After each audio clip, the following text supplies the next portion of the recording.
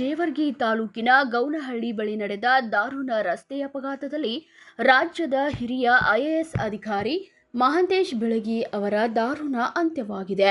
ವಿಜಯಪುರದಿಂದ ಕಲಬುರಗಿಗೆ ಸಂಬಂಧಿಕರ ಮದುವೆಗಾಗಿ ತೆರಳುತ್ತಿದ್ದ ವೇಳೆ ಅವರ ಕಾರು ನಿಯಂತ್ರಣ ಕಳೆದುಕೊಂಡು ರಸ್ತೆ ಮಧ್ಯದ ಡಿವೈಡರ್ಗೆ ಡಿಕ್ಕಿ ಹೊಡೆದು ಪಲ್ಟಿಯಾದ ಘಟನೆ ನಡೆದಿದೆ.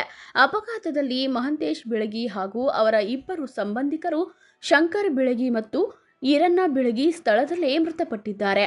2012ನೇ ಬ್ಯಾಚ್ ಐಎಎಸ್ ಅಧಿಕಾರಿ ಆಗಿರುವ ಮಹಾಂತೇಶ್ ಬೆಳಗಿ ದಾವಣಗೆರೆ ಜಿಲ್ಲಾಧಿಕಾರಿ, ಬೆಸ್ಕಾಂ ವ್ಯವಸ್ಥಾಪಕ ನಿರ್ದೇಶಕ ಸೇರಿದಂತೆ ಅನೇಕ ಪ್ರಮುಖ ಹುದ್ದೆಗಳಲ್ಲಿ ಸೇವೆ ಸಲ್ಲಿಸಿದ್ದರು. ಇತ್ತೀಚೆಗೆ ಕರ್ನಾಟಕ ಮಿನರಲ್ಸ್ ಕಾರ್ಪೊರೇಷನ್ನ ಮ್ಯಾನೇಜಿಂಗ್ ಡೈರೆಕ್ಟರ್ ಆಗಿ ಜವಾಬ್ದಾರಿ ವಹಿಸುತ್ತಿದ್ದರು.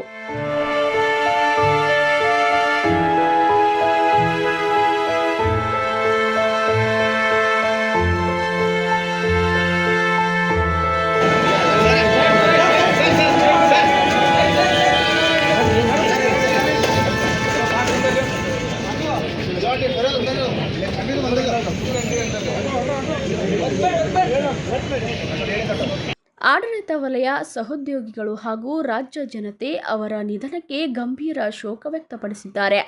ಅಪಘಾತದ ಕುರಿತು ಪೊಲೀಸರು ತನಿಖೆ ಆರಂಭಿಸಿದ್ದಾರೆ.